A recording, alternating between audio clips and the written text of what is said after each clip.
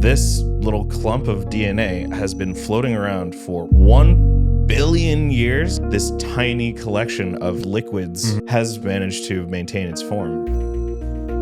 The mortality of organisms is part of the species being anti-fragile. You're just one of countless experiments that nature is running. You need to expire for that lesson to be integrated. In like Ur and early Mesopotamia, they would take the rotten grain and they would ferment it into a drink. And that was what they would feed the lowest levels of society. And this drink was slightly alcoholic. It messed with their development, with their fertility. It basically turned them into a biological underclass. Mythological representation of the robust, the phoenix. Burns bright, becomes ashes, and then again revives. It's resilient, but it doesn't improve over time. The anti-fragile then would be the Hydra. Every detractor from its strength increases it double-fold. It reminds me very much of the Bitcoiner world will say, the unpickable safe that just gets stronger every time somebody tries to pick it. Bitcoin is probably the most anti-fragile system ever developed by human beings.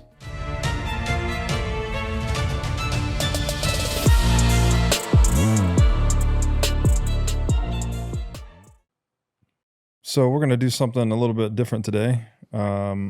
I'm joined by my producer, Mike Kelly, usually off camera, but today on camera.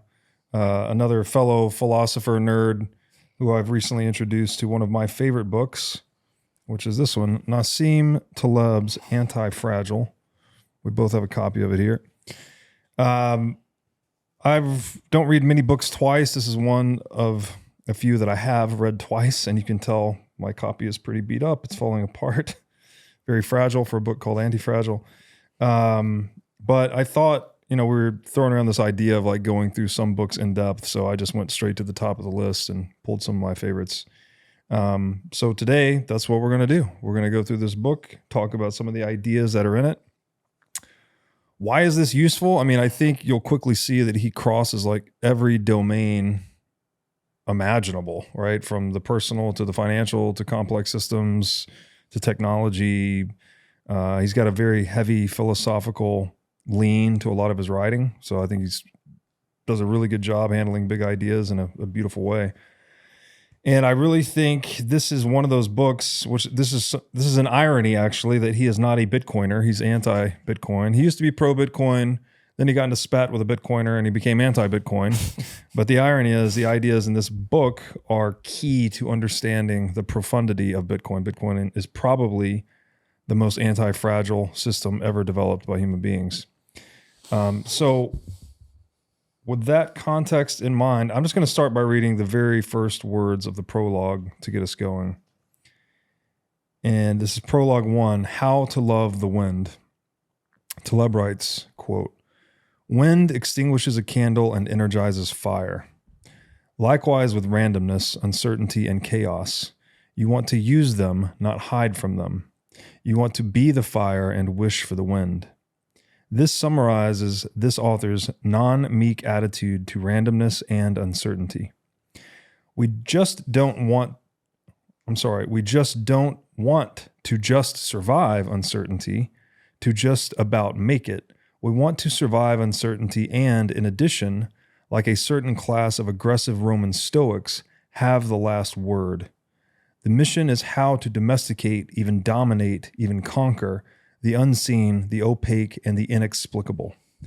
How? And then he goes into section 2, which is titled The Anti-Fragile. So, actually, let me read this too, just because it's a great definition for the rest of the book.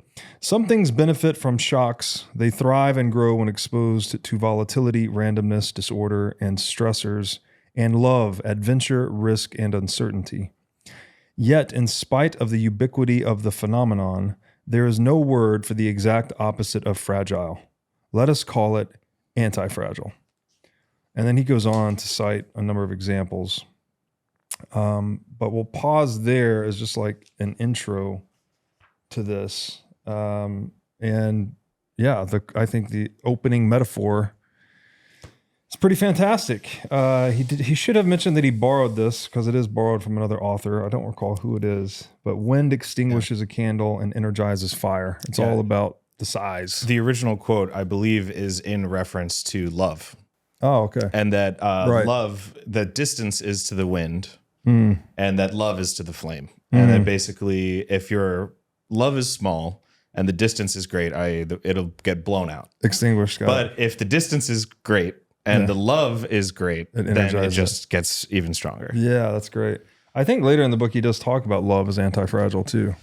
Well, healthy love. Yeah. Yeah. That's an interesting one. Definitely. But let's not get ahead of ourselves. True. Yeah, I guess I would go on and just read some of these examples to give an idea of how cross-domain this book is. And I think in a simple single sentence, he says it right here: the resilient resists shocks and stays the same. The anti-fragile gets better. Yes. And I think that's very core to the thesis. Because we all know what fragile is. Like this book, you know, we've all dropped a glass as a kid and had our parents yell at us. But in this case, he's saying there's something that goes beyond being robust. And that, as we're going to talk about more, we sort of don't have a word for that. Right. Yeah. Yeah, and it's something that largely characterizes organic systems, decentralized systems, and open source software systems, as obviously we'll get into. This is still in section 2 of the prologue. He writes, anti-fragility is beyond resilience or robustness. The resilient resists shocks and stays the same. The anti-fragile gets better, as you just read. He goes on to write, the property is behind everything that has changed with time. Evolution, culture, ideas, revolutions, political systems, technological innovation, cultural and economic success, corporate survival, good recipes, say chicken soup or steak tartare with a drop of cognac, the rise of cities, cultures, legal systems, equatorial forest, bacterial resistance, even our own existence as a species on this planet, and anti-fragility determines the boundary between what is living and organic or complex, say the human body, and what is inert, say a physical object like the stapler on your desk. So again, it's the anti-fragile is something, and this comes out in the book later, but basically time is the source of all disorder. Like, as we know from thermodynamics, the universe trends towards more entropy, more disorder. And life is that one thing in the universe that reverses that flow. So we're like these anti-entropic processes, something like that. Or at least floats on top of it. Floats on top of it, uses it, transforms it. And the system, it's not like, not all... Life is not the only anti-fragile system, as we'll get into, but things that are more organic, right? Like more decentralized, more, open source versus closed source software. These things tend to exhibit this property of benefiting from pain, disorder, randomness, the unexpected, uncertainty. It converts it into something that's useful such that it can withstand the next shock more effectively. Yeah. I mean, I think the biology, statement, the organismal focus, makes a lot of sense. You know, if you kind of just picture a single bacterial cell in your head and you think this little clump of DNA has been floating around for 1 point something billion years. It's like, how, as you're saying, it works against the entropy, but then you got to ask yourself, this tiny collection of fats and liquids has for over 1 billion years managed to maintain its form. So I think bacterial resistance is one of the, as you mentioned, is one of the clearest examples of how a literal poison that kills the vast majority of the organisms literally just makes the organism stronger, but from a collective and low time preference perspective. Yes. Yeah. And it also gives you that broader perspective on life and death and what nature's actually doing, right? Like we think about from the organism's perspective, oh, why do I have to die? Why am I mortal? But when you think about it through the anti-fragile perspective, it's like you're just one of countless experiments that nature is running, right? It's like, is this the set of genes that's most adapted to the current circumstances of reality. And you need to expire basically for that lesson to be integrated. Yeah. If you were just, one adaptation that lasted forever, well, then there would be no ongoing adaptation as reality changed. So it's almost like the mortality of organisms is part of the species being anti-fragile. And that's what allows something like, these, what were you referring to? DNA or bacteria, single-celled organisms lasting for such a long, long period of time. Yeah. Obviously, they don't persist in the exact same format, right? They adapt to change, basically, which is, it's almost like a restatement of evolution. It just objectively, I would say, is evolution taken out of the sort of biological context and given a new, more broadly applicable wrapper. Yes. Because people always say, oh, the evolution of X, the evolution of Y. But really what they're just describing is how said system is displaying anti-fragile traits over time. So and some systems can be both inorganic and organic. Like the internet's a good example. Bitcoin's a good example. Even you made the point about just being human, right? That we're talking into people's ears right now, and but we're not through an inorganic tool. We're wearing inorganic, it's pretty cool. Fabricated honestly. clothing. We wear jewelry, all these things. So, okay. Yeah, I mean, I think that brings us sort of to another aspect of it, which is like, why was this necessary to write this whole book? Why was it necessary to come in and say, what is anti-fragile? And I think it's in part because of like what Taleb says is that we have a blind spot to this, in part because of this concept that he goes more into depth about. We don't have to like go into the epistemology of language and stuff, but basically that there are some cultures where they only have a few names for colors.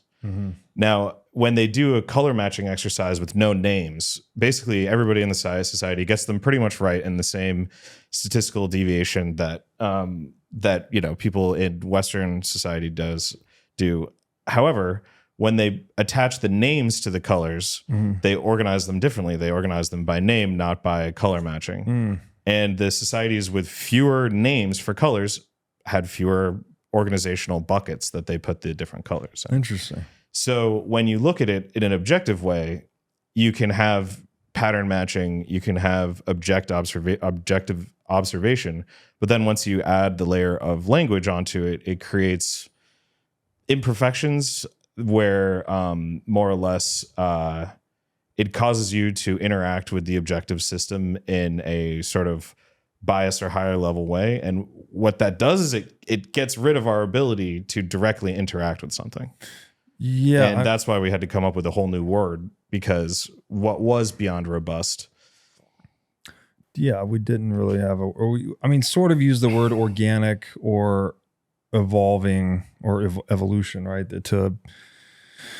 To talk about things that change and adapt to disorder over time, but that's a little bit of a loose descriptor, right? Like it's not getting directly to the point that it's the stressors that actually benefit the system. So anti-fragile is pretty clear. Yeah, resilience, I guess, is sort of a close one. Yeah, resilience is close, I think, too, but it doesn't quite capture the upside, right? Resilience is protection from downside, but not so much capturing the upside. So yeah, actually, it reminds me of the saying that it's not an adventure until something goes wrong.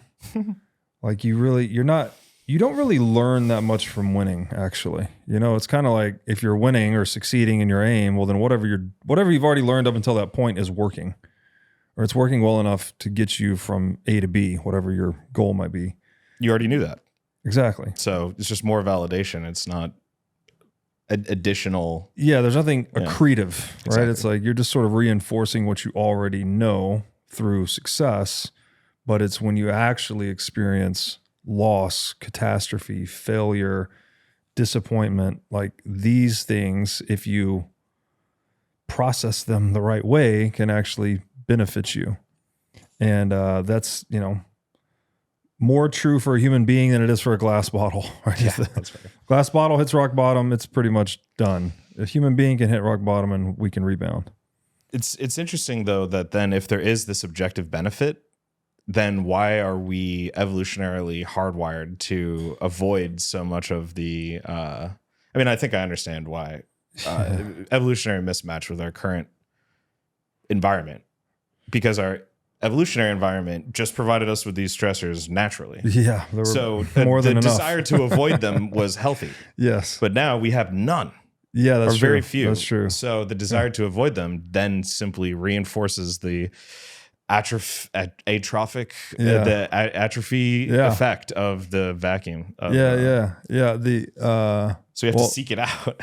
The term he uses later is domestication, right? That we've so thoroughly domesticated the modern world that people are just out of touch with everything, right? Like where your food comes from, what it takes to build a house, like all of the, again, we always talk about it on the show that this inheritance we've received from all of our ancestors, right? All this technology, technique, this capital, all these things we've accumulated, that was hard earned. You know, it creates a buffer between us and the entropy, but it didn't just fall out of the sky. And so if you're just kind of born into that, it's easy to take it for granted, right? Like people think, oh, food, Uber Eats.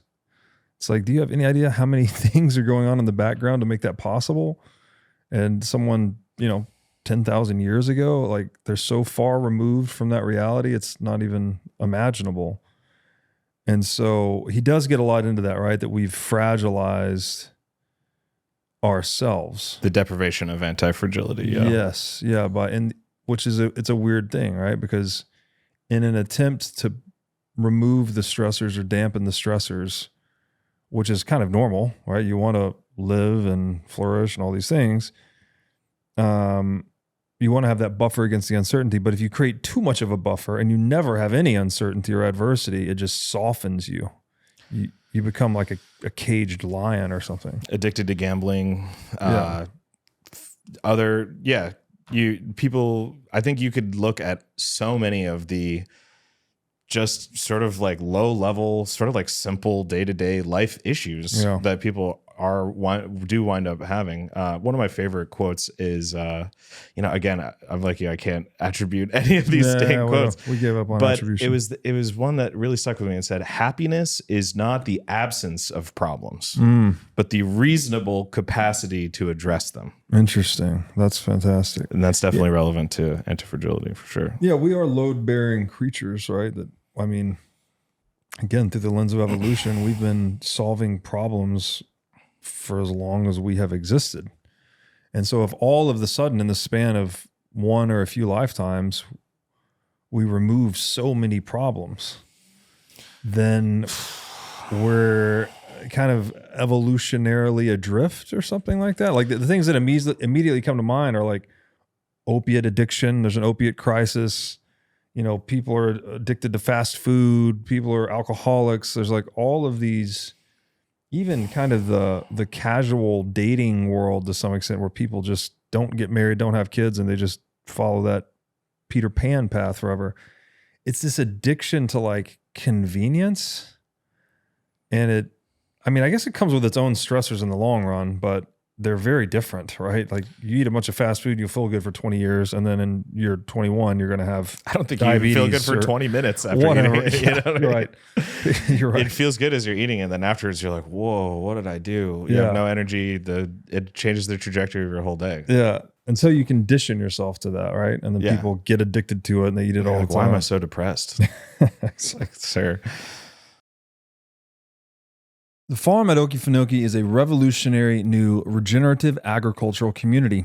It features an 8,000 tree olive orchard, which they use to make their own olive oil, as well as a very large pecan orchard. All the animals on the farm are heritage animals, with some varieties over 100 years old and others thousands of years old. Fresh eggs are produced daily by the farm's chickens. Also, there are over 1,000 beehives that pollinate the over 200 heirloom fruits and vegetables and provide honey to all the residents. The farm makes its own molasses, unrefined sugar, herbs, and spices. The farm also features an herbal apothecary and a commercial kitchen. These are just a few reasons why the farm is the healthiest place on earth.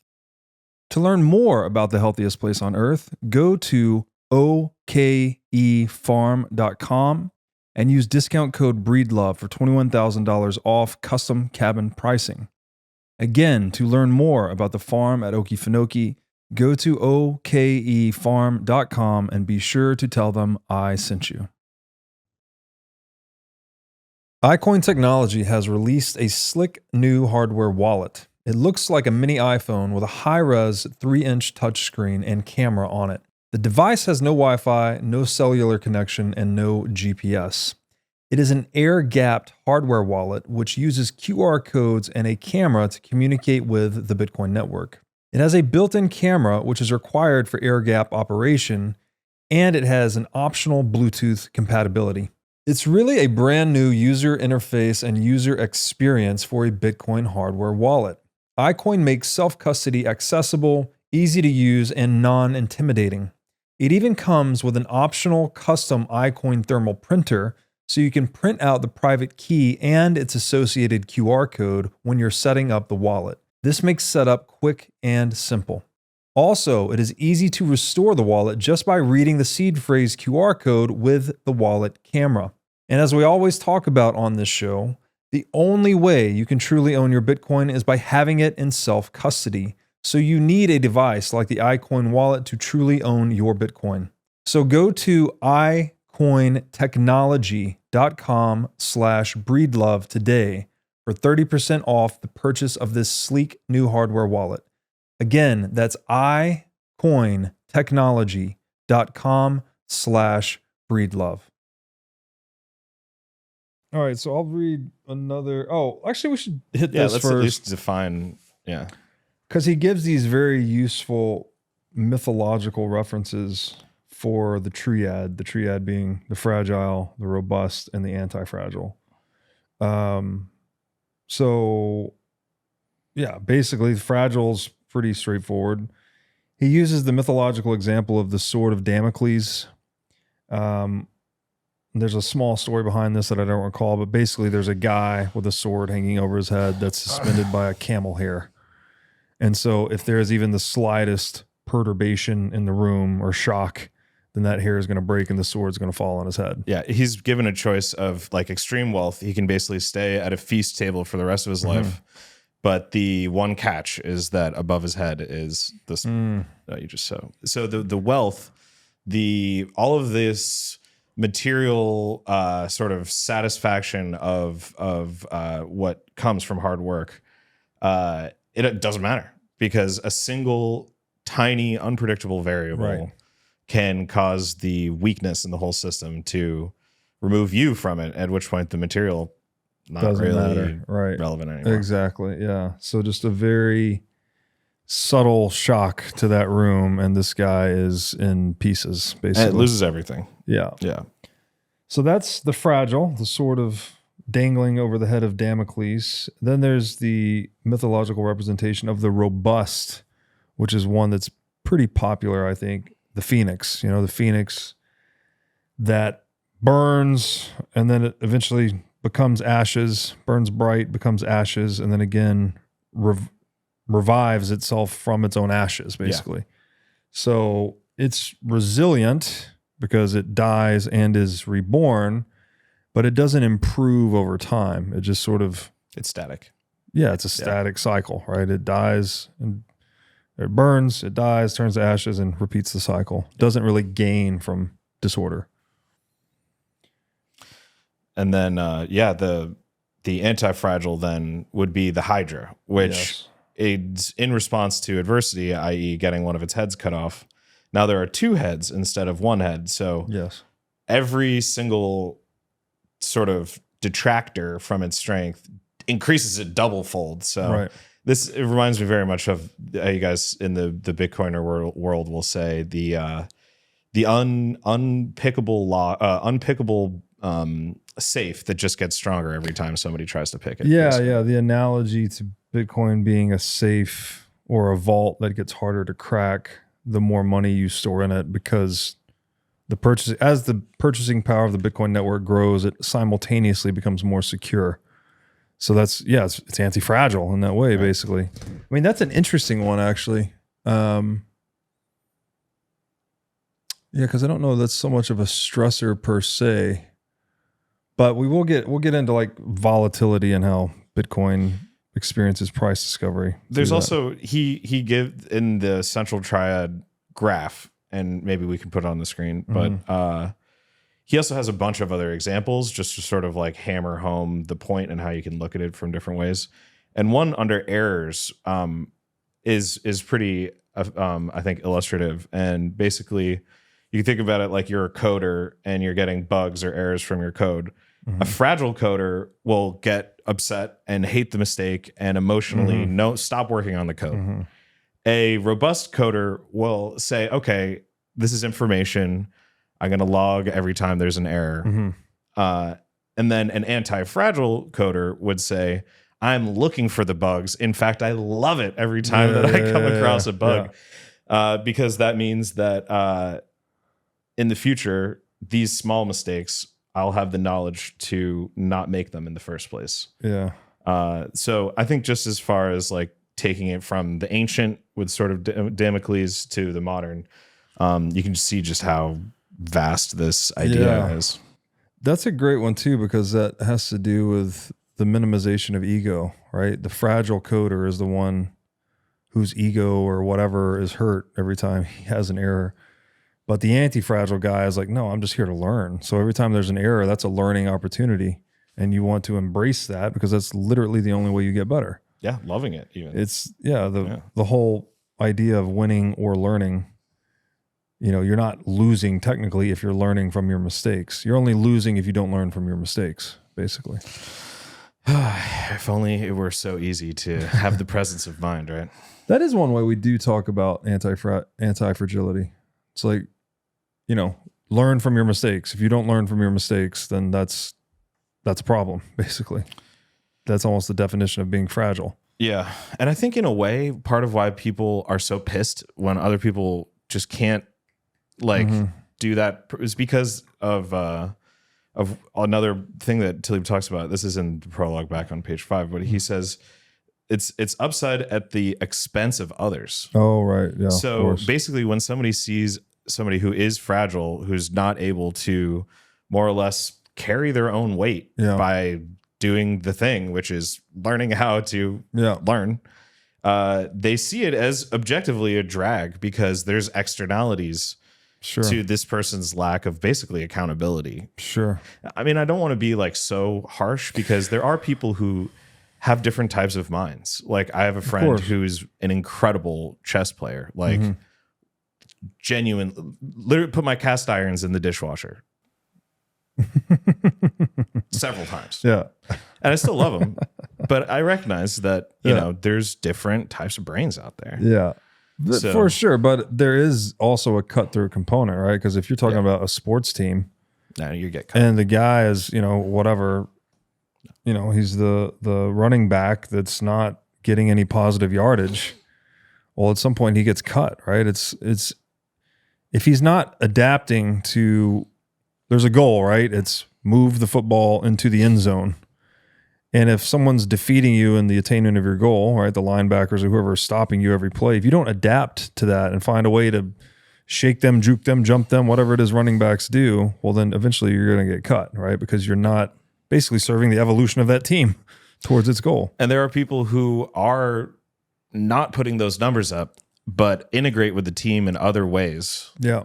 So they still perform a vital role. And then there are people who do put those numbers up, right, but they still get cut because they don't integrate into the fabric of the team, or they're capable of putting up those numbers, but the quarterback just doesn't even toss it to them, right? Because quarterback's fragile. Quarterback doesn't really like that guy. Yeah, which is so good because later in the book, he talks about how it's not just this organism is either fragile or anti-fragile or robust. You could be in different phases, domains. Right, he gives the example of a boxer. This guy could be very physically anti-fragile, right? Every time you hit him, he gets faster and hits you back harder. But he could be very emotionally fragile if his girlfriend dumped him, for instance. You know? And then he gave the opposite example of a grandma that could be very physically fragile, but have a very strong personality and be Get anti-fragile. 4 guys with guns to stop, pointing them at her. Yes. Just by yelling. Exactly. This also calls to mind that I won't try to attribute it, but that success is going from failure to failure without loss of enthusiasm. Like there's this aspect. So I think this number 10,000 hours has been thrown around. Yeah. You have to do a thing for 10,000 hours before you get to like level 1 mastery or something like that. That means you have to fail basically a lot for 10,000 hours, and you got to eat pavement and whatever other metaphor you want to use for not achieving your aim. But if you've taken a low ego humility approach to the learning process and you've accepted the reality that we're all human and we all have to go through that if we're going to get good at anything, then you can get good. But if your ego is up, then you're probably going to be like that fragile boxer whose girlfriend dumped him and he went to pieces. Yeah, right. Or, somebody that pays to have somebody else play a video game for them. Oh, yeah.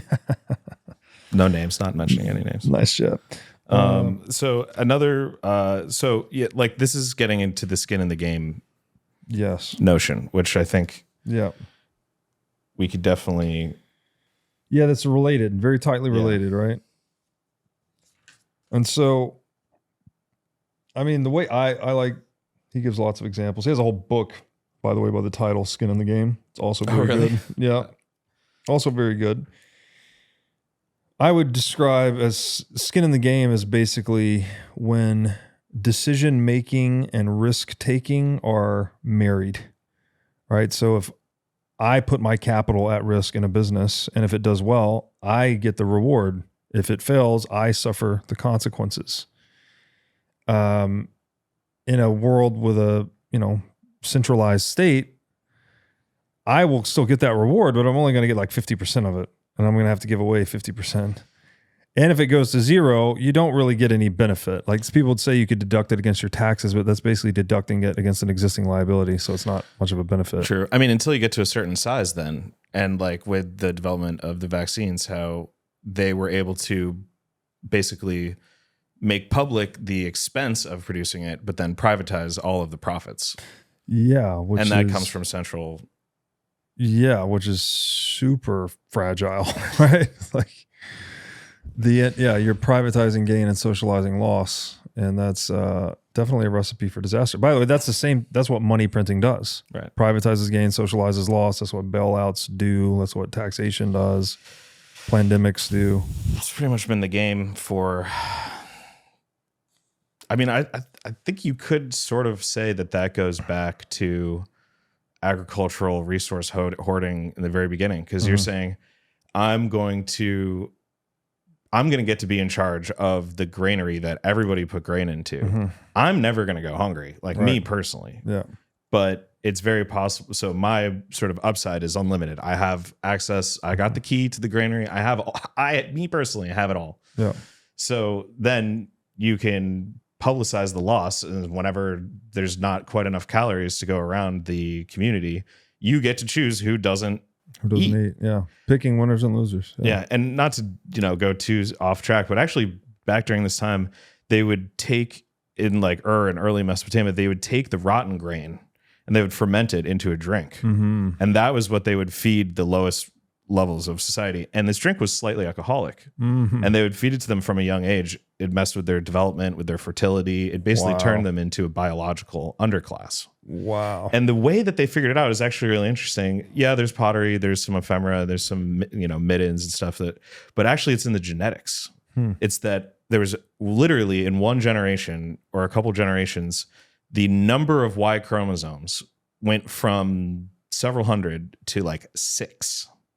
Wow. Meaning the male lineages went from a diverse sort of natural state to one where only 6 men provided the Y chromosome for the entire male population from then to the modern fucking day, basically.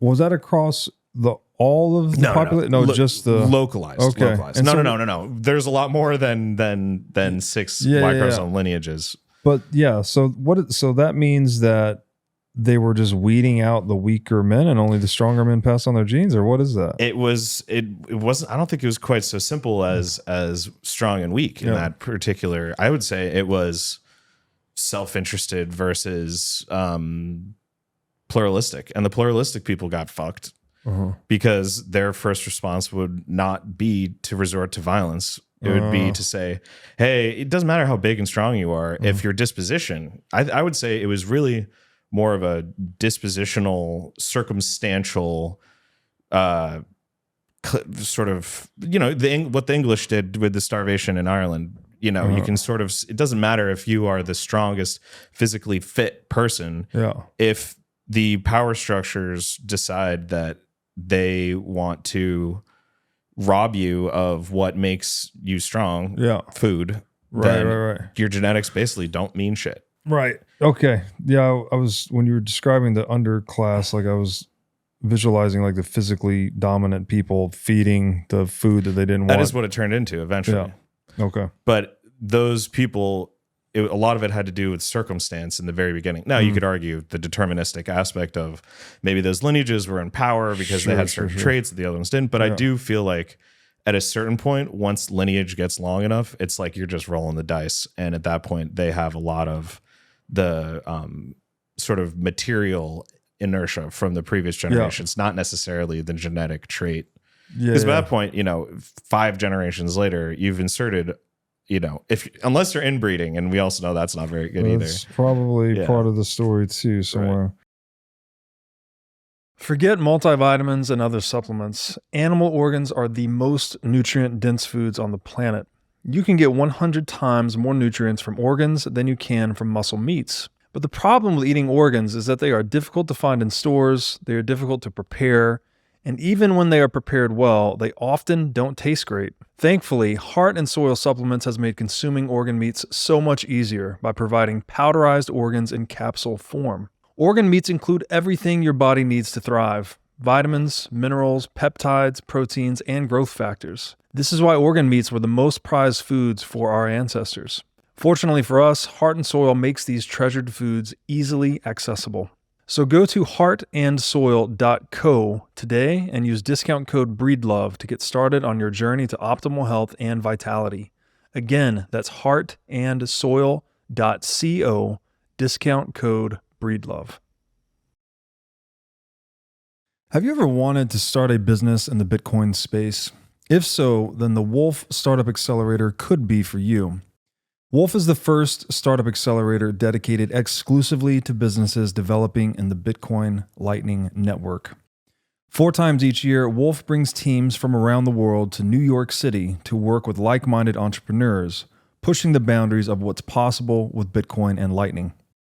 The program is designed to help early-stage companies achieve product-market fit, develop their brand, secure early-stage funding, and grow businesses that fuel the global adoption of Bitcoin. Go to wolfnyc.com to learn more or apply today. Again, that's Wolf, WOLFNYC.com. Yeah, so the connection between skin in the game and anti-fragility. There's a number of directions you could go with this. Taleb often refers to skin in the game as like a filtering process, so that you're actually sorting out who is bearing the actual, who's making the decision and who's actually bearing the consequences. Exactly. And so nature will kind of do that on its own in a way. So what's an example here? Right here in the prologue, he's got a bit of a summary of it. She says, the largest fragilizer of society and greatest generator of crises, absence of skin in the game. Mm-hmm. Some become anti-fragile at the expense of others by gaining the upside from volatility, variations in disorder, and exposing others to the downsides of risks or losses or harm. And that is the state in a nutshell, by the way. The great fiction that we can live at the expense of other people. But that's exactly what we were just talking about. It goes literally all the way back to the nugget, to the kernel of what our society is, which is focused on resource hoarding. Effectively. Yeah, well, you could say hoarding or saving, right? It's the same thing, right? It's like once we accumulate an economic surplus, then all of a sudden you need people to guard that surplus, and then you're in the domain of legalized violence, basically. And then the whole, maybe not the whole, but a large part of the game of human history is like, how do we create a system that we can legally monopolize violence in that way, but trust the individuals running the monopoly on violence not to use it to serve their own self-interest. And that's what statism is, right? That's what the libertarian philosophers have been speaking out against forever.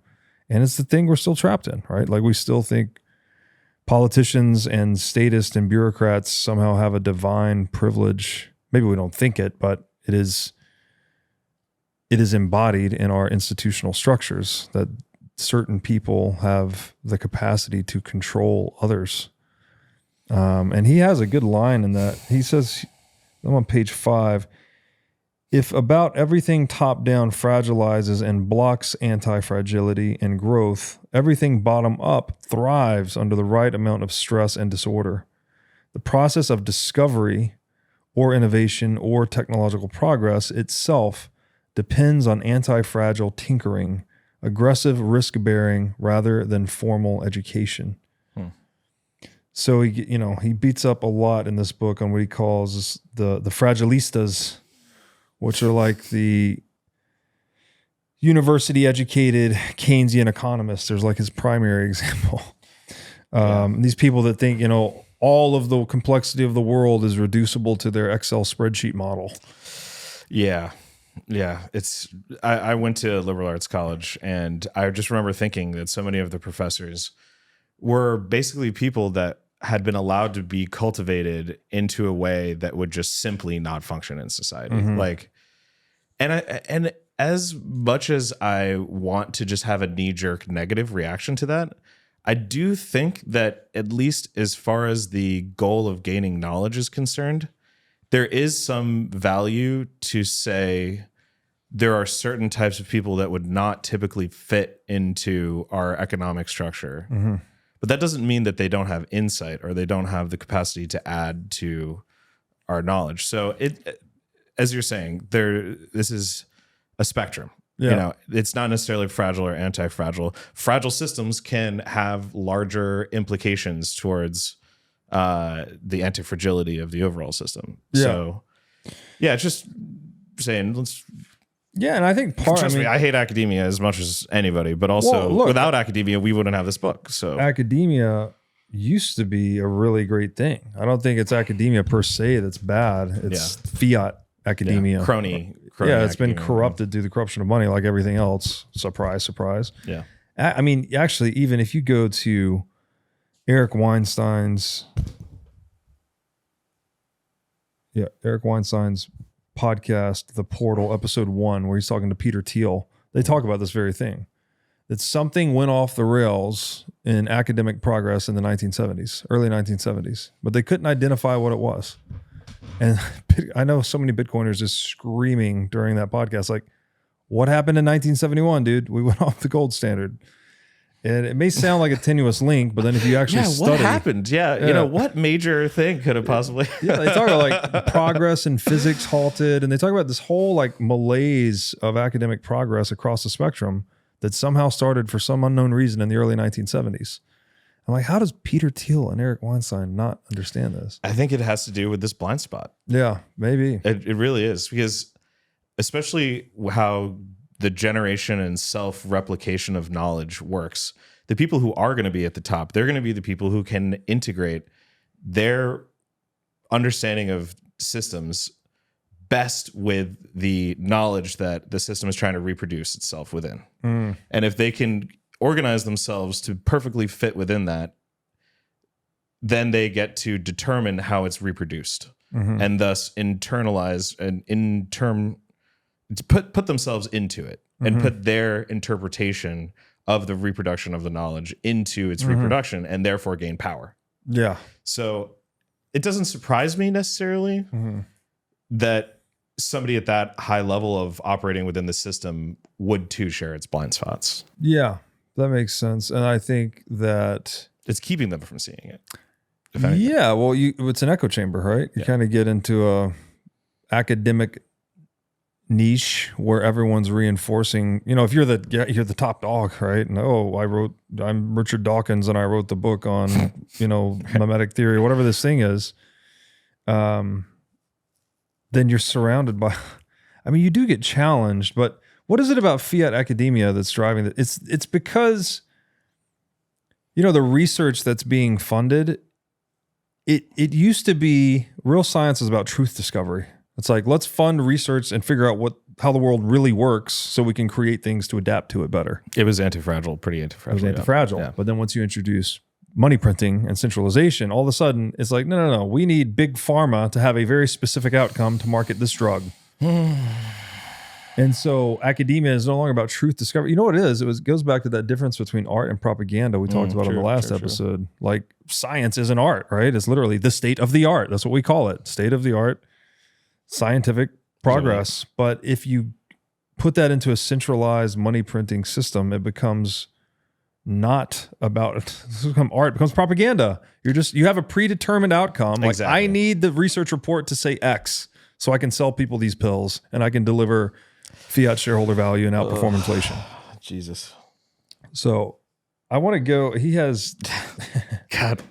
It's seriously, it's hard not to get disenfranchised by the ubiquity and depth and breadth of the issue. But I mean, at least we're getting to the point as a society where we're starting to understand, as Joe Bryan put, what is the problem? Yes. So that I think it's like I just actually demonstrated some fragility, and then now I'm trying to demonstrate some anti-fragile characteristics here. Right. Yeah, so at first I was dejected, but then instead of just accepting the dejection, and I think this is an important message, like if something makes you sad, take time, grieve, sit in the ashes, as George was saying. Yeah. But then ultimately you got to make a decision, which is like, am I going to keep living? It's like, and if you decide you want to keep living, then it's better to learn. If you're going to keep living, then you should probably apply the lessons you've acquired from your mistakes. And that's energizing. Yes. So I guess what I'm trying to say is, to bring it full circle, that can energize you out of the despondency and, use it as fuel. Honestly. That. And it does get a little bit bleak sometimes looking at the world the way it is. But this is where times like that, I like to say, thank God for Bitcoin, because we do have this massively decentralizing thing. Because we boil down these problems and we end up in centralization of some kind. Right. It's like, what was the pandemic about? What was this genocide about? What was this atrocity about? Like, trace it. You'll end up in some centralized power structure, basically. And so whatever we can do to dampen that, I think, is a really good thing. I want to read just a couple of examples. He has this triad, the central triad, he calls it, the 3 types of exposure. And he just goes through a whole gamut of domains, and he lists examples of the fragile versus the robust versus the anti-fragile. So I'm just going to mention a few here. They don't all have all 3, but I'll just name them. One here, he says financial dependence. Fragile is corporate employment or tantalized class. Robust is a dentist, a dermatologist, a niche worker, or a minimum wage earner. And then anti-fragile is a taxi driver, an artisan, a prostitute, or fuck you money. This is a wild one, honestly. That's a wild one. The next one he does is learning. Fragile is the classroom. Robust is real life. Pathemata, mathemata. I don't know what pathemata means. And then the anti-fragile is real life and library. Political systems. The fragile is the nation state centralized. The anti-fragile is a collection of city-states decentralized. Social systems. The fragile is ideology. The anti-fragile is mythology. Finance. The fragile is debt. The robust is equity. And the anti-fragile is venture capital. So we should talk about that one, because we talked about it right before we started. How VC is the perfect example of anti-fragility. right? VC model is something like invest in 100 companies, expect 90 of them to go to zero, expect 9 of them to be even money, and expect 1 of them to be 1,000x or 100x, something like that. I guess it would need to be over 100x for that to make sense. 1,000x. 1,000x. So, and then what he says here, like venture capital is anti-fragile because what is it doing? You're really operating at that extreme edge of the Overton window that you're learning from your mistakes, right? You're planning on making 99 mistakes. Right, and one hit. Knock out of the park, yeah. Yeah. It's interesting because I do feel like we use these more gracious language towards certain types of VCs, especially the ones that, the people who are really going out there and funding 100 projects, that's angel investors, right? Yeah. But then you think of something like a private equity company that comes in and more or less cleans up the 99. Yeah. We don't have to dive too deep into it, but it is just really interesting to think about how, again, depending on what level you're at, the anti-fragility or fragility can benefit or conflict with the overall structure. It just depends on what level you're looking at. Bacterial resistance is an anti-fragile behavior, but it's messing with human society, and the anti-fragility of bacteria is causing a fragility in the structure of our society. Yeah. And whereas I come from, it comes from overuse of antibiotics, etc. So it's right. Same idea, how you can go from the single cell and it dies, it looks fragile, but really so it's sort of like this oscillation where you can kind of go up the ladder and so I don't really know where I'm going with that. I mean, it gets to that earlier point where a centralized power can basically steal anti-fragility, right? So a tax collector is stealing the anti-fragility from a taxpayer. They're taking their money. So it's a weird thing because you would say centralized tends to be fragile, and it is over time, but in moments it can be useful for stealing someone else's optionality or money in this case. The other thing on the finance triad is that debt, he says debt is fragile. This one's very obvious. If you have debt on your balance sheet, right, especially specifically callable or what they call mark-to-market debt, if the value of your assets declines to a certain level where the lender can call and you cannot put up more capital, they put up a capital call, and you can't put up more capital, well, then your assets can vanish, right? So they literally can have one financial shock and all of your equity can get wiped out. This is what happens on Wall Street all the time with these over-leveraged trading firms. It's happened to me with margin trading on Ethereum. It's happened to a million crypto bros, right? So everyone's gotten a taste of the fragility of debt, let's say. And the opposite, we tend to think of the opposite of debt as equity, but he's saying that no, actually this venture capital thing is actually anti-fragile, right? Where your equity is something that buffers you against mistakes, but the venture capital, again, is aggressively learning from mistakes. It's aggressive, intelligent risk bearing. And so that's more like life, basically. Life seeks out these adventures. I mean, obviously we've domesticated life in a lot of different ways, but wildlife at least seeks out these situations that improve it over time through the adventures. I mean, you just look at reproductive rights of the mule deer, and you have pretty much, what do? They smash their heads into each other, and they line up their giant antlers, and the ones that are smaller go away, and the ones that are equal fight it out. And then whichever one has the stronger antlers gets to go father the next generation. So I would say that's a profound, like reproductive trials of like lions, and that's, I would say, is one of the like flagship anti-fragile behaviors. And, for sure. And you can see when it gets taken away, when you take out the dominant males and now all you have is multiple generations, that their population drops. Yes. So, and it's not just males, but that's one of the sort of like shining hill examples for sure in nature. For sure. It reminded me too, like I think it's something Jordan Peterson said, where if you're scared of what a strong man can do, wait until you see what weak men will do. You know, like when you take out the strong, good leader, it's also that other saying of like, evil happens when good men stand by and do nothing. It's like, you don't have that, I don't know, good leader. I don't know for a better term for that, but if you don't have that, then you get really bad outcomes. I think it definitely has to do with gosh, I'm faltering on this word. It's when it's when you have the cost, opportunity cost. Mm-hmm.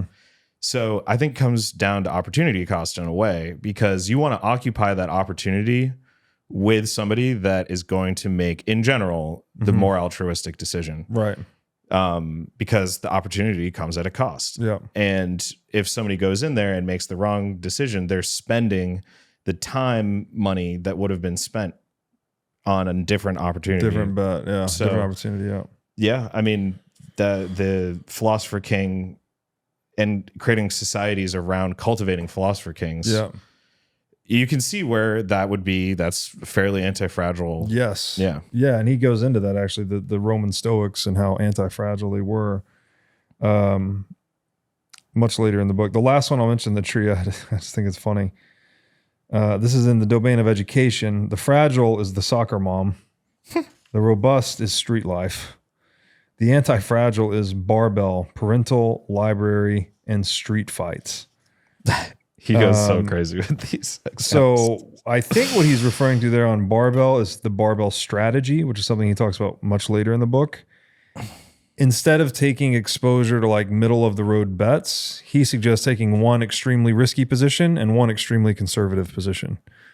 So for instance, in the Bitcoin world was, and this was in years past, so someone could check the data again, but there was a period where, you know, a portfolio of 99% US dollars or US treasuries and 1% Bitcoin. So that's a very conservative bet in the short run and a very risky bet in the short run, which is to say a low volatility bet and a high volatility bet.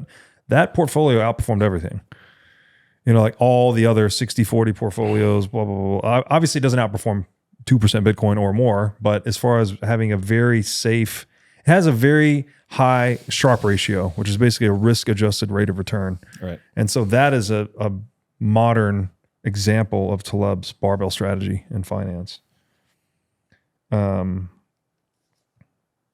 horse racing, it would be make two bets, take the majority of your money and put it on the highest odds, and then take the remainder and put it on the lowest. Yeah, that's a great one too. Yeah, because you get a much higher payout if you hit on the low one, but you're much higher assurance. Exactly. Would you rather have 1 Bitcoin today or 2 Bitcoin a few years from now? Bitcoin mining is a tried and true strategy for accumulating Bitcoin. Over a 2 to 4 year time frame, successful miners have consistently accumulated more Bitcoin than they otherwise would with a traditional dollar cost average strategy. Blockware's mining as a service enables you to start mining Bitcoin from your laptop.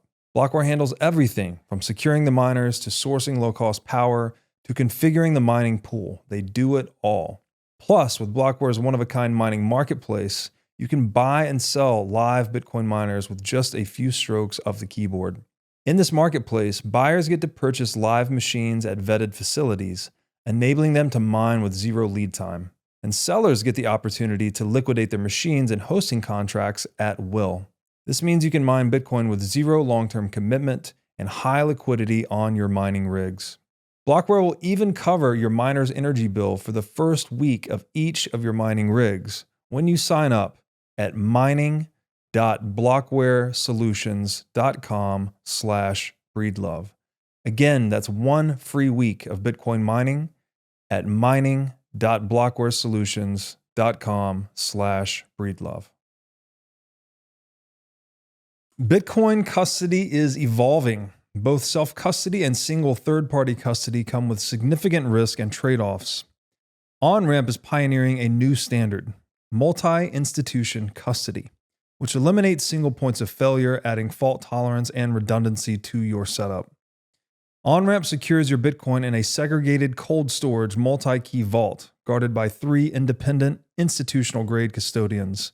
none of which have unilateral control over your keys.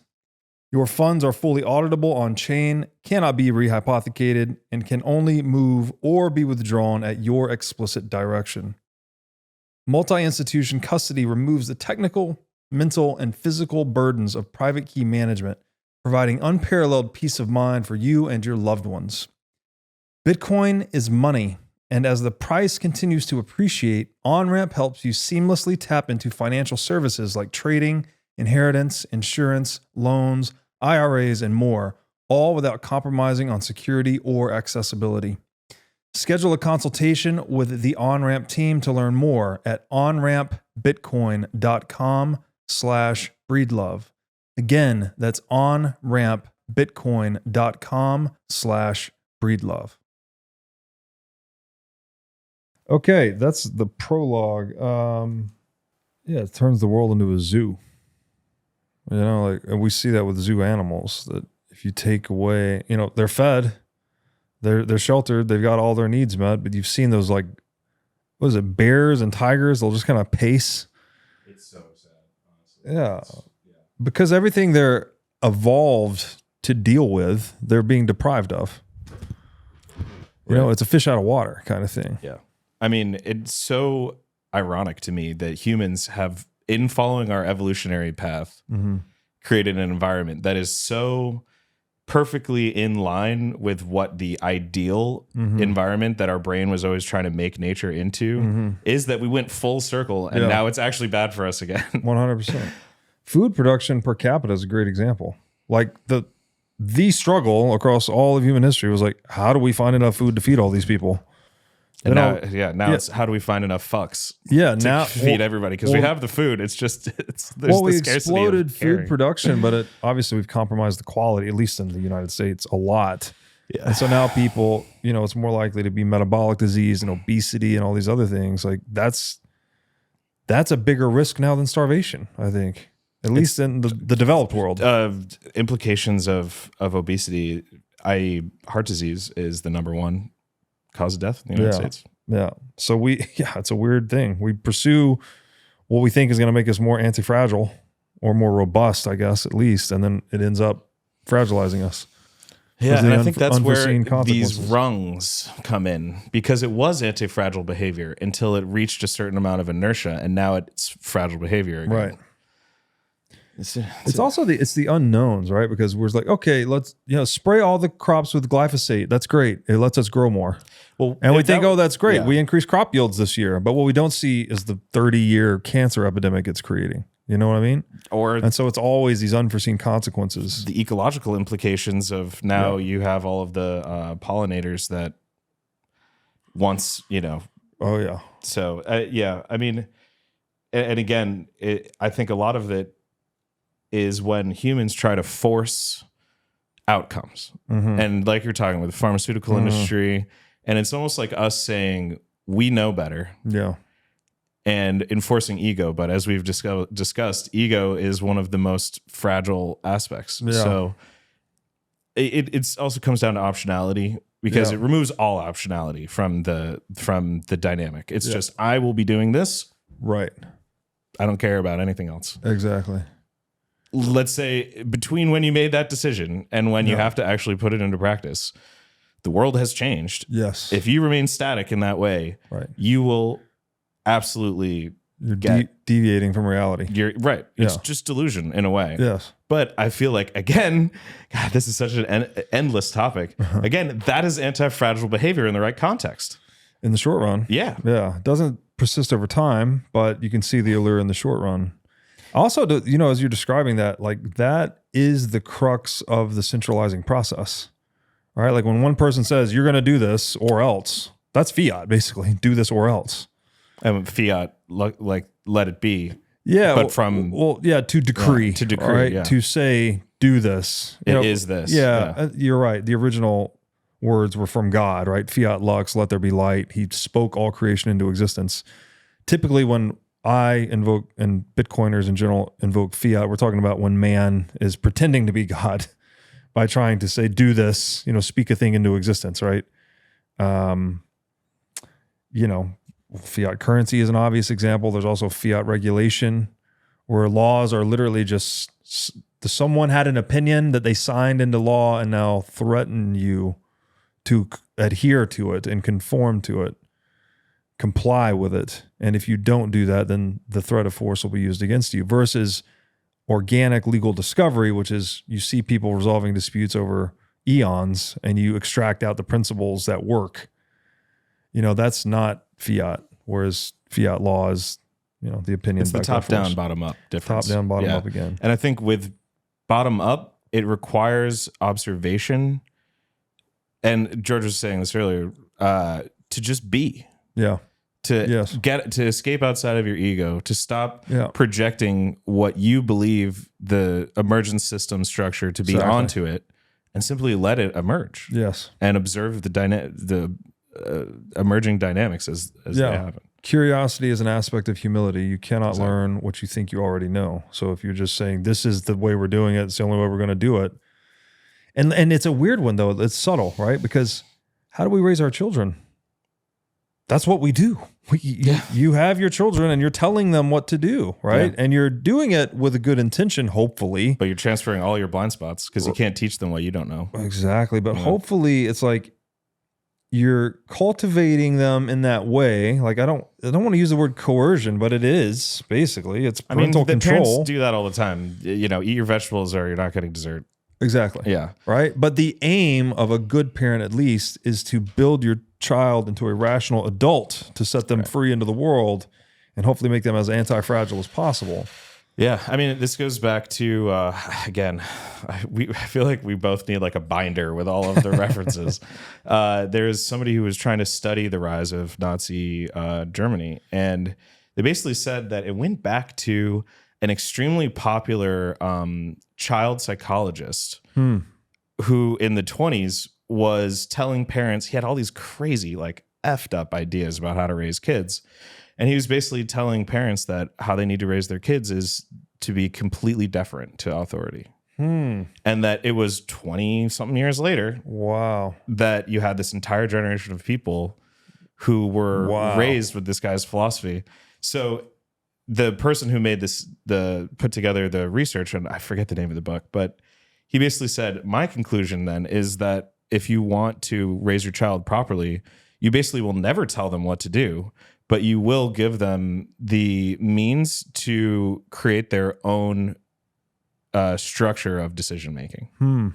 That really your goal is not to tell them how to make decisions, because that's just like not possible. You can't decide for somebody else how to make their decisions, but to cultivate and foster the process of building a decision-making framework. Interesting. So you don't even know what that framework is. Yeah. But you want to give them at least rough moral guidelines and say, with these main points being true, how I want to see how you determine your own. And also it gives parents a little bit less guilt if their kid is like a huge asshole. You're like, all right, well, this is. Well, I mean, it could go either way, but yeah, that makes a lot of sense to me. Again, in bringing your child to rational adulthood, that's the domain you'd be playing in, more like what you're describing. Like, look, for me, son, and a lot of people, it's life, liberty, property, leave people alone. Like, you go figure the rest out for yourself. Start whatever business you want, do whatever art you want, whatever the thing is, just kind of respect these core principles. That makes sense if I'm talking to my 17-year-old son. Yeah. When I'm dealing with my 3-year-old daughter, right. She's not 3 anymore, but it's like there's a point in time with the parenting where like we do actually have to have these little top-down authoritarian situations to bring children into adulthood. The messed up crossover, in my opinion, is when we start treating other adults like that. Yeah. Right. And it's unfortunate that some adults are more susceptible, let's say, to the social engineering, because that, what you just described, I would say is an act of social engineering, right? That someone probably thought 20 years in advance, hey, let's make all of this generation super deferent to authority. Is that what you said? Yeah. It's interesting because he was just sort of like independently trying to figure out the best way to raise kids. Yeah. I think that he was just kind of messed up. And then also, historically, they're coming out of the Victorian era. I mean, obviously, that's more focused on the US and the UK, but they were coming out of this era where I think parents and children were not necessarily allowed to have the same types of emotional connection.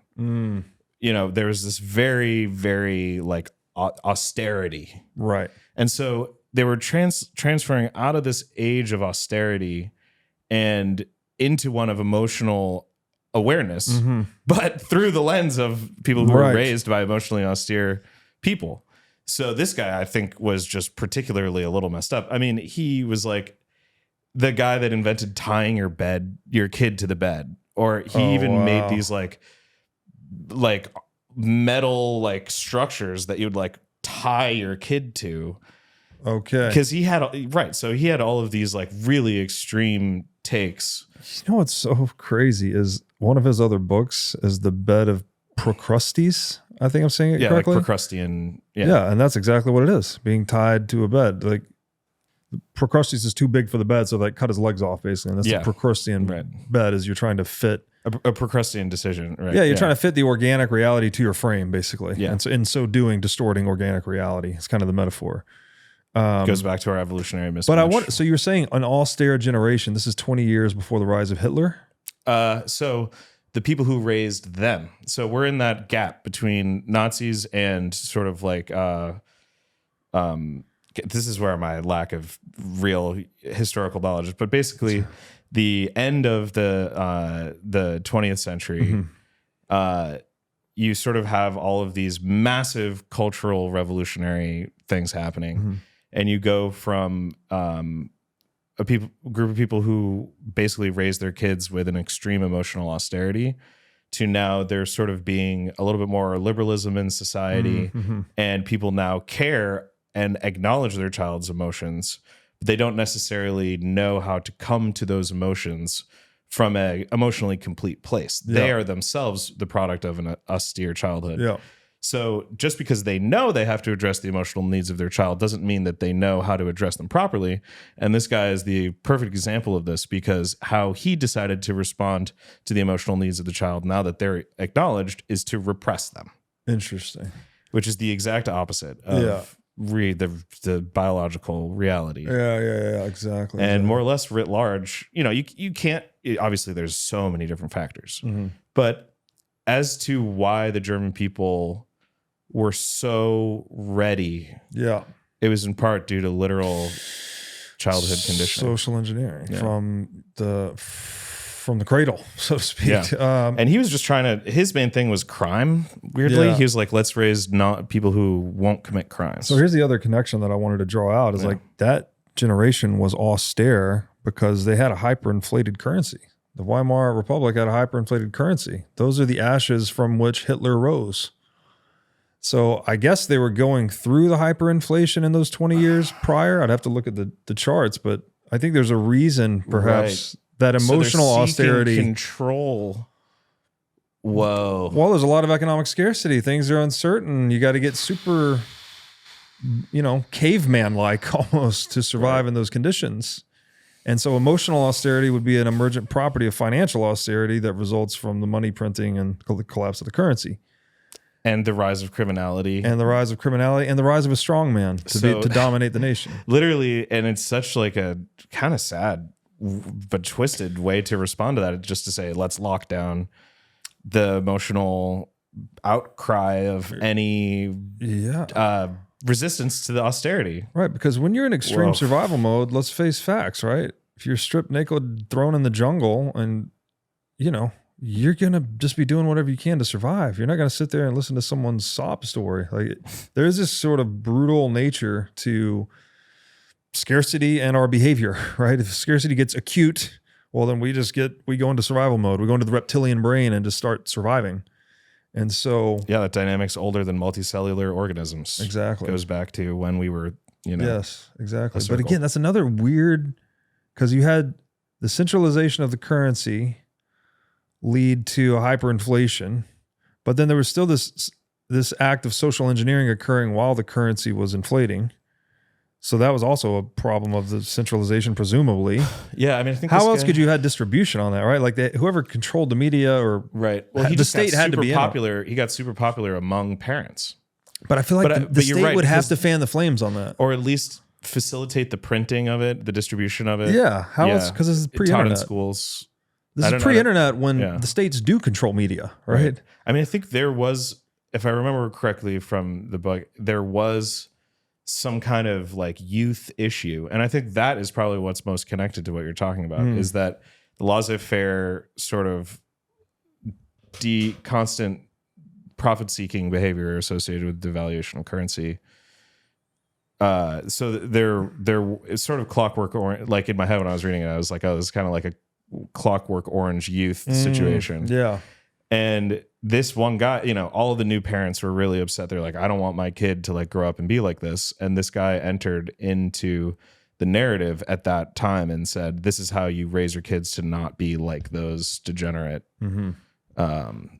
sort of like, you know, Clockwork Orange kids. exactly. Yeah. Yeah. So Yeah. Well, it's an interesting interrelationship. And then the centralization, again, created scarcity.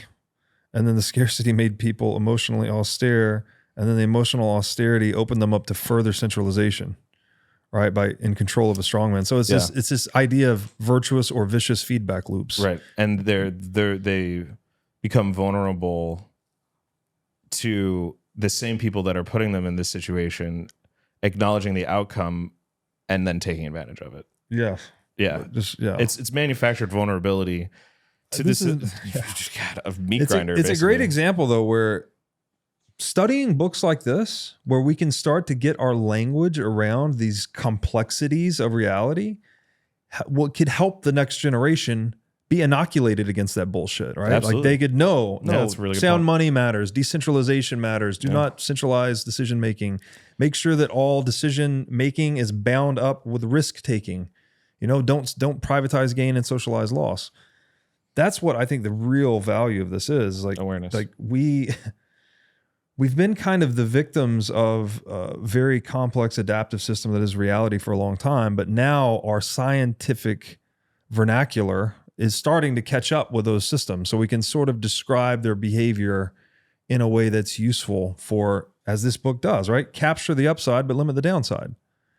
One of the core theses of this book, which we'll get into later, is optionality. It's like you want to take exposure to, just like the venture capital model, right? They're betting on 100 companies. They know what their downside possibility is. Like each one goes to zero. They have no idea what the upside is. So they've cast 100 bets with limited downside and limitless upside. Because reality that's volatile cuts both ways, right? If it's unpredictable, well, you might invest in Facebook's seed round, for instance, and then you do a 10,000x. So this idea of, making bets that are, you're domesticating uncertainty, I think, as he says it later in the book. You're making it work in your favor. You're trimming your sails to the wind, basically, of how entropy works. Right. Hoping that it, unlike a poorly constructed house, the sailboat wants the wind. Exactly. Yeah. Yeah. Just like the flame. It's back to the beginning, right? Wind energizes fire and extinguishes flame, or whichever way he said it. So then I think, I guess just. I'm sorry. Wind extinguishes a candle and energizes fire. Right. Yeah. And I think the original one is like, about the distance about a and love. bonfire. Oh, a bonfire. Yeah. Okay. That it's just translations. Yeah. But I think something on that note too, that would let us transition into the mechanical versus the organic, is to say then, so that's what we have. And that's clearly a fragile system. Mm-hmm. So then what does a anti-fragile system within the same sociological bounds actually look like? Mm-hmm. And, we could jump straight to the answer, which we're sitting in orange chairs here. Yeah. Well, it's not just, but I would argue more broadly, it's the free market. Yeah. Right. Where it's like the bounds are basically private property. Yeah. And look, we can get into all the devil in the details about market failures and whatnot. Yeah, but in general, true. as he will say, a bottom-up free market where entrepreneurs The bottom up. are acting based on knowledge that they have specific to their time and place. If I go out into San Francisco and create an Indian food restaurant and it fails, then I've actually benefited all the other entrepreneurs in that area, because they know, hey, you know what? Don't try that right there, right now, or in that way, right? So every time there's an entrepreneurial failure, there's actually information accumulating in the minds of other market actors, basically. The anti-fragile ones are looking for it. Exactly. Right, You're yeah. looking for the errors and the failure. Right. And you said it one time, it's like, you have to learn from your own mistakes, but learning from other people's mistakes is More cost effective. It's much more cost effective. You can read a book like this and understand optionality, but unfortunately, like me and I think countless others, we have to learn a lot of these things the hard way.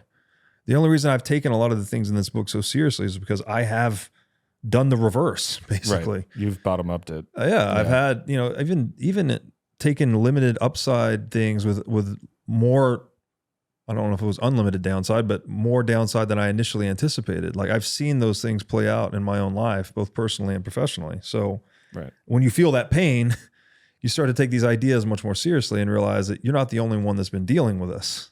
What you and George were talking about earlier, how you at a certain point you have to put your nose in the books, and when you're feeling dejected, when you feel like the world is against you, you can see just how feeling isolated is a profoundly communal experience. Mm-hmm. Mm-hmm. One of my highest health priorities is keeping my brain in top shape. To take care of my brain power, I do many things, such as striving to read, write, exercise, and meditate daily. One of the latest tools in my brain power toolkit is MindLab Pro. MindLab Pro is a nootropic supplement that is scientifically proven to enhance your brain power. When I take MindLab Pro, my mind feels like it has a better grip on the world, my thinking is more lucid, and the articulation of my speech is radically improved. MindLab Pro has been tested in rigorous, double-blind, placebo-controlled human trials and has been proven to enhance brain power for users in every age group. MindLab Pro is an advanced formulation of 11 nootropic ingredients and is backed by research from over 1,400 human trials conducted over the past 32 years. So if you're looking to enhance your brain power, MindLab Pro is an excellent solution.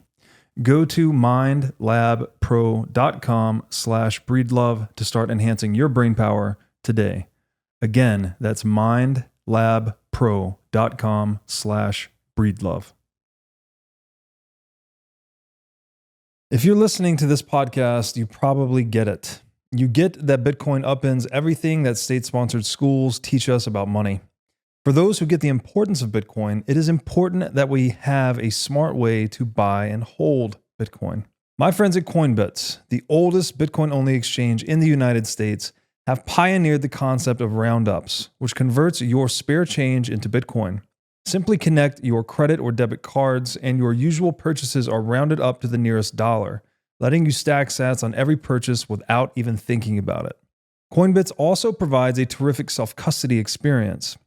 Connect a hardware wallet for automatic withdrawals into cold storage to minimize your risk and stay sovereign over your Bitcoin. My favorite Coinbits feature is Coinbits Plus, which gives you the best exchange rate on Bitcoin. It even gives you real-time feedback on how well you are doing on your savings plan. With Coinbits Plus, power users can save more money to buy even more Bitcoin. All that, plus peer-to-peer cash and Bitcoin payments, target orders, price alerts, and more means Coinbits can help you do almost anything you need to do with Bitcoin. So go to coinbits.app/breedlove to sign up today. Again, that is Coinbits, BITS.app/breedlove. There's this other concept that he brings up often, which is related to all of this. It's called hormesis. Right. And there's also a related topic, iatrogenics, which he gets into later. Hormesis is basically where the poison is beneficial to us, right? Like a little bit of stressor. I go to the gym and exercise and I create micro fractures and tears in my muscles. Not fractures, I guess, but yeah, micro fractures in the bone, probably. Mm-hmm. Yeah. And then over time, these micro doses of adversity build into something stronger. That's hormesis. Right. But lock out your legs in a leg lift. And with good, that's right. Wrong technique. Right. It can be catastrophic failure. Backwards yes. now. Right. So it's the right dose, right? I also don't go and squat 1,000 kilos, like. Yeah.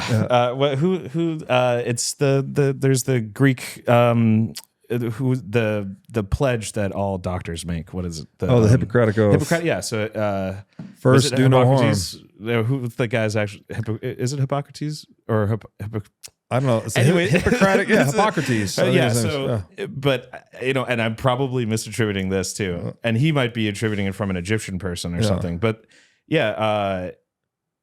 every poison in the right dose is a medicine, and every medicine in the right dose is poison. Right. Yeah. Medicine is in the dose, basically. Yes. Exactly. And that's exactly right. Even water, right? Water.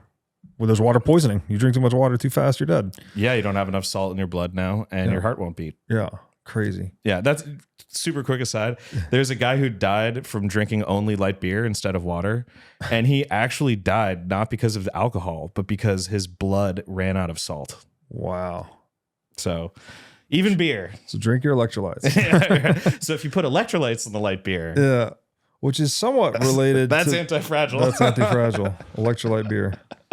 You're welcome for the business idea. You're welcome for the business idea. No, beer is for sissies, honestly. Don't drink it. I used to drink it. I used to love it. I'm just probably jealous that I can't drink it anymore because it hurts my stomach. I love beer. Beer does not love me. Yeah, that's the truth for everybody. The other related topic to hormesis is iatrogenics, which is harm by the healer. So the first rule of the Hippocratic Oath is do no harm, but iatrogenics is when the healer actually hurts you. In order to heal. Well, no, actually hurts you inadvertently that he gets into. So printing money is iatrogenic, right? Like, right. Do they believe that it's actually stimulative and healing to the economy? Maybe, maybe not. That's the ostensible reason why they do it. But the reality is it creates a lot of economic pain and destruction. Bleeding in the bloodletting colonial days. Yeah. Yes. Bloodletting. Yes. Yeah. Bloodletting is a perfect metaphor for money printing. Just bleeding the money. But with the doctor knowing that they're going to go home and pocket the doctor's fee and that the patient's going to bleed out. Yeah. Like knowing that that's going to happen. That's the big difference, I guess. That's the question. I mean, people would say, oh no, they actually are just conditioned and they believe in Keynesian economics. I think you can't be at that level and not understand what you're doing. I just don't. I mean, but that's where the structure of where like the concept of a paradigm shift and the structure of scientific revolution, I mean, those people did think that they were right. This is true. This is true. And then, another interesting thing that used to be lumped in with bloodletting is using leeches. Yeah. And it flip-flopped. In the beginning, they thought, using leeches is good. Yeah. And it does genuinely stop blood clots because the leeches have an enzyme in their saliva that stops the blood from clotting. So there is some benefit to it. Right. Yeah. Then in the 60s, we were like, bloodletting leeches, stupid. Leeches are used today in modern operating rooms. Yeah. Wow. Yeah. Interesting. So again, along with maggots, believe it or not. Crazy, right? So again, that unforeseen consequences repeat, like things can come into and out of vogue over time. But part of how we observe that is through our lens within the modern moment. So yeah, I mean, I think the anti-fragile response to that would be to say, you got to check your ego, and you have to just say, like, let's try to be as open-minded with our objectivity as possible, but dedicated to the practice of objectivity. Yeah. Yeah. He much later, maybe this is even in a different book, he says something to the effect that when what you think contradicts what nature says to be true, then assume nature is right and you're wrong, basically. Because evolution is such a conservative, time-honored process. And it extends somewhat into the institutional domain, right? Like even if something's been around that we've created for a really long time, religion, for instance, people love to poo-poo religion today, but like, hey, it's been around for a long time. It might be a lot more base layer functional than you think it is, or than you realize it is. Then you basically should have that humility and say, hey, well, there's a whole market process that exists behind me that's said this thing is necessary. Who am I to criticize it? Now, the complicated part is, as someone who sits here and criticizes central banking all the time, is that what we also have to do that, right? Because you can't just be like, oh, well, it's always been here, so we're good. Right. You'll never move the needle forward, right? You'll never evolve. So we talked about this before on another episode where like the visualization is conservatism near the core and like experimentation near the edges, right? You want that anti-fragility and experimentation at the edges, but then you do just need some serious robustness at the core. Yeah. And you still want it to learn and adapt and change over time. But, again, back to that hardcore survival mode, like those people, they're not really trying to learn a lot. They're just trying to survive. Like when disorder gets so high, it's like you can't, the throughput of the stressors is too much. It'll destroy the organism, right? Same reason I don't squat 1,000 kilos at the gym. It's just, you don't want to put too much stressors on the organism too fast. Yeah. I mean, I think that can get back to money printing, because then what is the stressor to the economy? It's the excess printed dollars. And Yeah, I mean, so I think there is maybe some world where the sort of just purely in principle where Keynesian economics could make some sense, but what it requires is the person who's holding the button not to constantly be fucking pushing the button to print more money. And as you're saying, that is sort of like an inevitability of that option. But it's the big red button. Right. So my question is, have we ever actually had true free markets? No. Yeah. No, because we've always violated one another's property. And ultimately, private property is just a ritual. Right. So it's like we've been trying to ritualize it and codify it into our behavior over time, but we've only been somewhat successful. That's why I think incentives drive it even further. But do you think that part of why I just wanted to say that the part about inflation, I actually have thought more deeply about that. And as long as it's opt-in and the contract is clear, right? If I'm putting my money on deposit with a bank and they say, hey, we're going to lend out 50% of this and we're going to pay you part of the yield, and I sign up for that contract, then that inflation that they create through issuing, basically lending new reserves into existence, that's perfectly fine in free market. If if they perform a bad risk matching function and those businesses fail, then I signed up for the risk. Right. I knowingly and consensually took the risk and I lost my capital. It's the lack of consent in the fact. So actually inflation in that way, like in that very strict sense though, like no central bank whatsoever that centrally manages the money supply up. I was gonna say up and down, but let's be real, it's up. But if it's private and it's free banking, it's just like George was talking about earlier about the Scottish free banking era. That's what it was. It's like I could sign up for a full reserve bank. They don't lend out any of your money. That's great. Or I can take more risk and try to get some yield. Right? Maybe it's an 80%, 60%, whatever it may be. So in that strict sense, which is still non-Keynesian, because Keynesian's like, you need a central bank. Keynesian's Marxist, basically. Yeah. Then I think, inflation's totally fine and acceptable. But it's just the opt-in, opt-out. That's the key. If you can't opt out of it, that's a scam. And that's the fiat situation pre-Bitcoin. Yeah. I mean, definitely as far as societal structures are concerned. I mean, because I can't really opt out of life. I mean, I could, but you can. I'd prefer you can only not do it to. once. But does that make life a scam? I don't know. It's one option. You can opt out once, Yeah. but it extinguishes all your other options. This is true. Talk ultimate opportunity cost. And a lot of people botch that, I've heard too, because it's not as easy as it sounds. No. So I wouldn't recommend it to anyone ever. No. Honestly, take those stressors and transform them, alchemize them into something amazing. That's what life's all about. So on that note, to have just a through line, because I've been, as the producer of the show, I sit down on pretty much every episode. To have a through line here that's kind of interesting is that alcoholism mirrors the money printing issue. Oh yeah, but alcoholism in a weird way conforms to some anti-fragile aspects. The defense of the addiction. Well, the defense of the addiction, but then tolerance. Yeah. Because theoretically, the alcohol is a stressor. Yeah. But how is your body responding to it by developing into having alcoholism? But alcoholism is really just the physiological impact of alcohol tolerance. Yeah. So in producing a tolerance to something is what is causing you to become addicted weakness to other things too, right? I mean, yeah. Is it like developing a resilience to alcohol, but at the cost of other at the cost of your pancreas, of your brain, of so many different things. So it's the dedication to the consumption that then can hijack anti-fragile aspects of the being. Back to scarcity. What's happening when you're in conditions of scarcity is you are focused on the consumption. Right. Literally, because you don't know where the next meal, next roof over your head, next anything's coming from. Damn, dude. And so you want to see the depravity of man in full swing. It's in addiction or it's in economic scarcity. But then there's a weird one too, because in economic abundance, people tend to have more addiction problems. That's the opiate epidemic right now.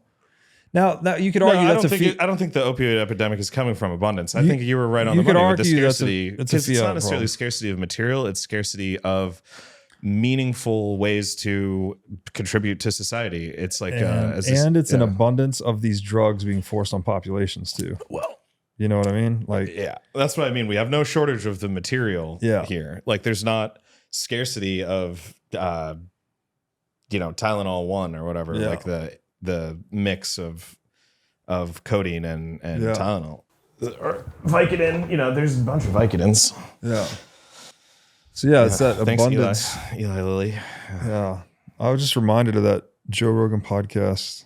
It's so good about ibogaine Yeah. as the plant medicine to like be the cure all for the opiate. Well, I think epidemic. psychedelics are engaging in psychedelics is very much a that's so anti-fragile. No, but like, I mean, think about what happens. Use Your very responsibly. Your ego gets beat to the ground. That's true. And you have to sit in the ashes of your dissolved, maybe not full ego dissolution in the technical sense, but sort of like everything that makes you just see as total fabrications. And in the beginning, you're like, oh, I'm dejected from the fact, oh, everything's a lie. I made everything up. And then you're like, wait, I made everything up. Yeah. I'm programmable. Right, And so exactly. the The anti-fragile outcome of that would be to recognize your own programmability.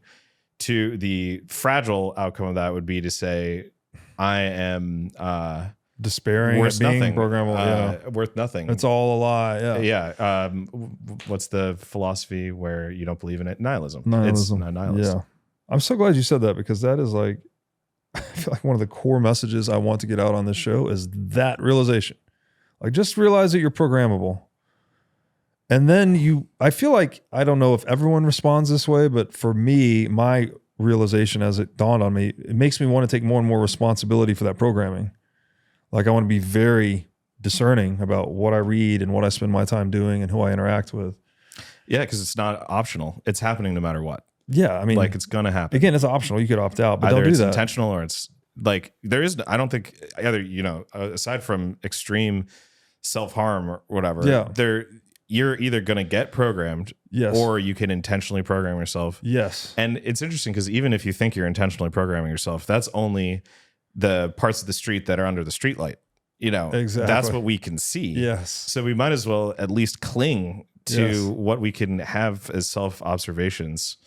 But And, I'm sure there's so much in the darkness that is just unexplored aspects of human. Which is back to the psychedelics, right? They take you into all those shadow spaces. And I'm glad you brought that up, because I guess you could find despair there and be like, oh, it's all just. I know people who I know people like that, Yeah, and it leads to more psychedelic use and addiction, and that's where I think, honestly, trying to sort of wrangle together a few lines of narrative here. You can. Why is it that the mother-child bond is so determinate in the child's success? I think in part it's because in a healthy way, in the proper function, you have all of this multi-generational understanding of self. I want to say faith, but sort of this like fundamental self acceptance, or sort of just like, you could say gratitude, but it's the exact type of internal satisfaction that our society is constantly trying to condition us away from cultivating. Meaning. Yeah. Yeah. And I feel like as we're children, the inherent meaning of life is just so obvious. It's to play, it's to explore, to grow, to learn. Yeah. And then as we get older, this societal conditioning kicks in, and also just the cruel realities of what the world has, how it's been built. Like, I was watching this social media video of this little kid who was learning about work for the first time. They were just starting to learn concepts, and she was really freaking sad that she was going to have to go to work one day. Yeah. And that her dad couldn't be home with them that night because he had to go to work. And Wow. you know that it's just like it's those really fundamental level, that fundamental level of pain and misattribution that that we have to now, with the awareness of it, say, how do we design something that can meet both the needs of our society that we've cultivated and, you know, the needs of the next generation of us in the future. Yeah, no, it's wonderfully said. And was it he who has a why can bear any how kind of thing, like trying to find meaning in the suffering, which is, I mean, that's an enterprise as long as old as human, right? That's what the Buddhists talk about, right? Life is suffering, and here's all the paths to overcome that and give it meaning. So yeah, I think this, I mean, we barely scratched the surface. Literally page 5. Page 5. Okay, so, I think but it just gives you hopefully some idea of what's in here. We can do more of these in the future, but yeah, I think in general, this is a great guidebook for what you're just describing, right? It's like trying to understand how the world works and the places it comes up short, and you could potentially move it forward in your own specific way with your own specific skills and in this time, in this place, you know? Yeah. And so hopefully giving people that deep realization that, you know, they are participants in history and they are programmable. And if you don't take your programming seriously and program yourself, then it's very likely you're going to get programmed by something else. And they probably don't have your best interest in mind.